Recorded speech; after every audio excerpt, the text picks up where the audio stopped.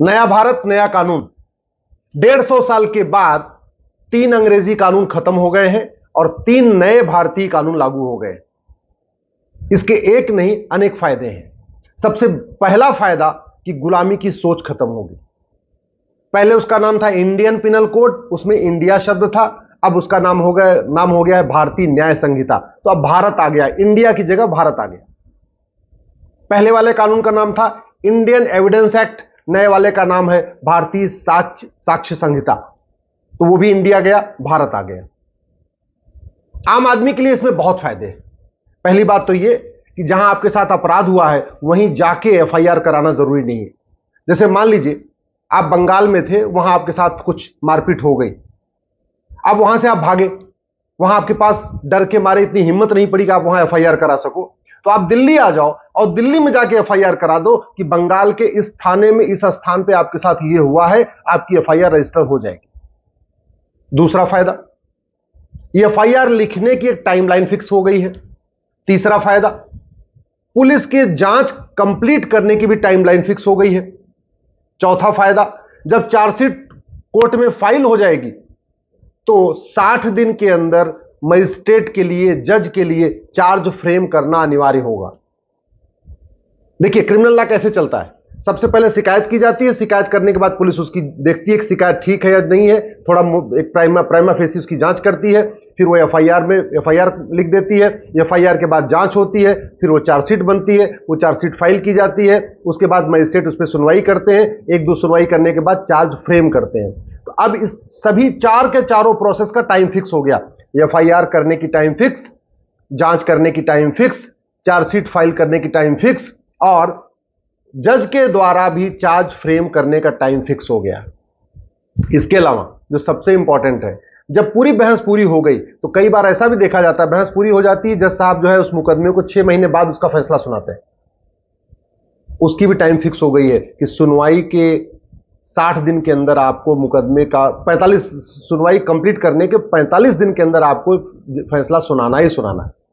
तो आप, मुझे ऐसे लग रहा है कि इस पूरे के पूरे अगर आप इसका स्ट्रक्चर देखें तीनों कानूनों का, तो हम धीरे धीरे जस्टिस विद इन ईयर की तरफ आगे बढ़ रहे हैं। मैं ये नहीं कह रहा हूं कि ये 3 कानून लागू होते ही 1 साल के अंदर मुकदमों का फैसला शुरू हो जाएगा, लेकिन मैं ये कह रहा हूं इन तीनों कानूनों के बाद 1 साल के अंदर जो फैसला होना चाहिए उसकी तरफ हम आप आगे बढ़ चुके हैं। इसमें स्नैचिंग को बहुत सीरियस ऑफेंस बना दिया है। आप देखते रहते हैं चेन स्नैचिंग होती रहती है, मोबाइल स्नैचिंग होती रहती है, आए दिन झपट्टा मारी चलती रहती है, उसको गंभीर अपराध बना दिया है। आतंकवाद को इसमें शामिल कर लिया है, पहले उसमें नहीं था। पहले आईपीसी में राजद्रोह था, देशद्रोह नहीं था। यानी शासन की बुराई करना, शासन के खिलाफ कुछ करना अपराध था, लेकिन देश के खिलाफ कुछ करना अपराध नहीं था।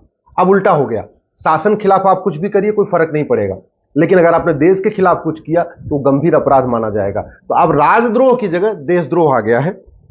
अच्छी बात यह है कि अगर आप देश के बाहर बैठ के कुछ करते हैं तो भी आपको यहां घसीटा जा सकता है। आप भारत के अंदर से भारत के खिलाफ कुछ करिए या भारत के बाहर बैठ के पन्नू जैसे या खालिस्तानी तरीके कुछ करिए, तो भी आपके खिलाफ यह मुकदमा यहीं दर्ज हो जाएगा और ये जो भारतीय न्याय संहिता है उसमें इसको शामिल कर लिया गया। जो भारतीय साक्ष्य संहिता है उसमें इलेक्ट्रॉनिक एविडेंस को भी एविडेंस मान लिया गया। चूंकि जो इंडियन एविडेंस एक्ट था वो 1872 में बना था, अंग्रेजों ने बनाया था, और जब 1872 में बनाया था उस समय ना उसमें मोबाइल होता नहीं था, फोन होता नहीं था, व्हाट्सएप चैटिंग होती नहीं थी, टेलीग्राम होता नहीं था, ये सब कुछ होता नहीं था। तो इलेक्ट्रॉनिक एविडेंस को इंडियन एविडेंस एक्ट में एविडेंस नहीं माना जाता था। लेकिन अब नई वाली जो भारतीय साक्ष्य संहिता है इसमें सारे इलेक्ट्रॉनिक एविडेंस को भी एविडेंस माना जाएगा। आपने व्हाट्सएप चैटिंग किया, आपने एसएमएस के जरिए चैटिंग किया, आपने फोन के जरिए चैटिंग किया, चाहे आपने व्हाट्सएप कॉल के जरिए चैटिंग किया, टेलीग्राम कॉल करके चैटिंग किया, या कोई और ऐप यूज करके चैटिंग किया, या ईमेल के जरिए चैटिंग किया, या इंस्टाग्राम के जरिए चैटिंग किया, सारे के सारे इलेक्ट्रॉनिक जो कम्युनिकेशन है माध्यम, वो सब के सब एविडेंस माने जाएंगे। तो इससे भी सजा दिलवाने में काफी मदद मिलेगी। पहले क्या होता था, बहुत सारे गंभीर अपराधों में सबूत के अभाव में बरी हो जाते थे, क्योंकि इलेक्ट्रॉनिक वो हाई टेक्नोलॉजी यूज करते थे, उसको एविडेंस माना नहीं जाता था। तो बहुत सारे अब नक्सली, आतंकवादी, अलगाववादी, कट्टरपंथी, जिहादी, ये सब के सब सबूत के अभाव में बरी हो जाते थे, पुलिस सबूत नहीं दे पाती थी। इलेक्ट्रॉनिक एविडेंस होता था, इसके बावजूद भी वो सबूत के अभाव में बरी होते थे, क्योंकि इलेक्ट्रॉनिक एविडेंस को एविडेंस माना ही नहीं जाता था। अब क्या होगा, इलेक्ट्रॉनिक एविडेंस को एविडेंस माना जाएगा। इसलिए मेरा ये मानना है कि जो अब सजा का रेट डबल हो जाएगा। पहले कुछ राज्यों में सजा 10% होती थी, यानी अगर 100 एफआईआर होता था तो केवल 10 लोगों को सजा होती थी, 90 लोग बाइज्जत बरी हो जाते थे। कुछ राज्यों में ऐसा भी है कि 100 एफआईआर होता है तो 50 लोगों को सजा होती है, 50 लोग बरी हो जाते हैं। मेरा यह मानना है कि जहां 10% सजा होती थी अब वो 20% हो जाएगी, जहां 20% सजा होती थी वो 40% हो जाएगी, सजा का रेट डबल हो जाएगा। लेकिन इसमें और भी कुछ करने की जरूरत है। जो 3 नए कानून आए हैं इसमें झूठ बोलने को गंभीर अपराध घोषित नहीं किया गया है, झूठी शिकायत को गंभीर अपराध घोषित नहीं किया गया है, झूठी गवाही को गंभीर अपराध घोषित नहीं किया गया है, झूठे हलफनामा को गंभीर अपराध घोषित नहीं किया गया।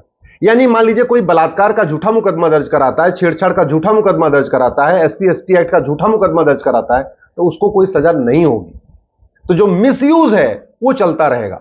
फायदे अनेक हैं, लेकिन जो कानून का मिसयूज हो रहा था, दहेज का झूठा मुकदमा, छेड़छाड़ का झूठा मुकदमा, बलात्कार का झूठा मुकदमा, SC/ST एक्ट का झूठा मुकदमा, उसके लिए इस कानून में कोई प्रावधान नहीं है। इसलिए मैं सरकार से निवेदन करता हूं, झूठी शिकायत, झूठा मुकदमा, झूठी जांच, झूठी गवाही, झूठी चार्जशीट, इसको भी गंभीर अपराध घोषित करें।